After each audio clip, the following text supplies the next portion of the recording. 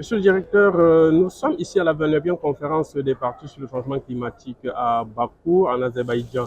Alors, la Banque postale participe à cette activité. Quelles sont justement les motivations et les motivations liées à votre participation à cette importante activité? Donc déjà, il faut retenir que la banque a une vision qui intègre l'aspect vert de son développement.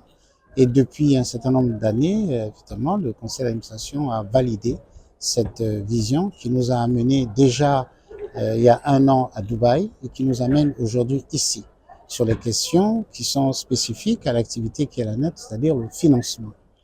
Et les questions de financement ont trouvé aujourd'hui ici une véritable évolution. C'est véritablement un changement que nous avons observé ici, avec non seulement la décision qui a été prise d'intégrer, notamment pour l'article 26, toutes les questions et toutes les problématiques liées au financement, mais nous avons également, il y a encore quelques heures, pu être témoins d'un game changer puisque nous allons dans quelques temps pouvoir valider le rôle réel après évaluation de nos actifs verts qui vont avoir un impact sur la comptabilité nationale.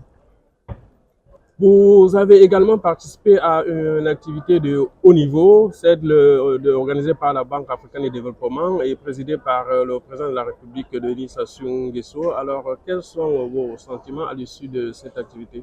C'est une grande satisfaction, une très grande satisfaction. Il y a encore quelque temps, le président de la République, le chef de l'État, M. Denis Sassou Nguesso, avait déjà plus ou moins annoncé les couleurs pour dire que il y avait toute une évolution, même une révolution, on peut dire cela comme ça, qui se profilait avec la prise en compte de nos actifs verts dans le calcul de notre PIB. Cela a des conséquences, bien évidemment, notamment en comptabilité nationale, et va nous permettre justement de pouvoir financer et obtenir des financements beaucoup plus facilement et même mécaniquement de ce fait.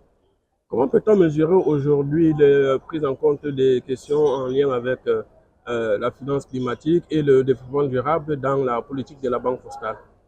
Alors, nous avons un positionnement qui est assez particulier. Nous sommes banque publique, comme vous le savez, mais nous avons surtout un lien très étroit avec le ministère de l'Environnement. Nous travaillons depuis plusieurs années, justement, parce que dans la vision qui est la nôtre, eh bien, les financements verts vont demain inonder le marché. Et si vous n'avez pas obtenu une accréditation verte, ce que nous sommes en train d'obtenir avec beaucoup de détermination, vous aurez du mal à accéder à ces financements.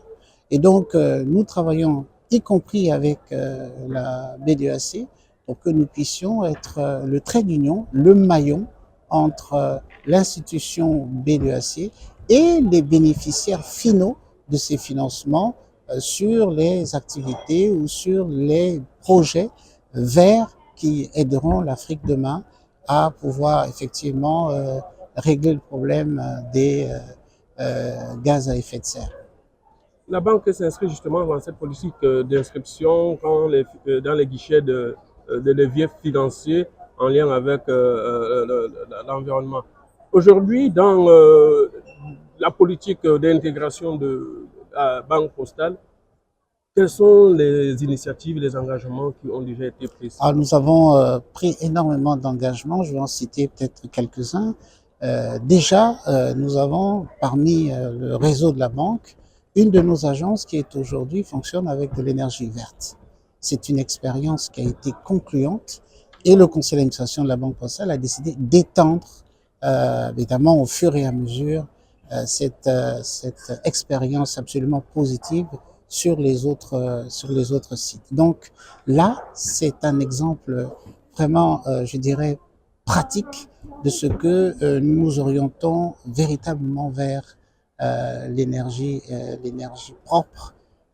Et à cela, il faut ajouter la dernière initiative que nous avons prise sur 10 hectares de planter à Bambo Mingali, à quelques kilomètres de Brazzaville, une forêt qui va permettre à la fois de séquestrer du carbone, mais aussi de permettre aux autochtones de pouvoir utiliser cette forêt pour des activités à revenus pour ces populations.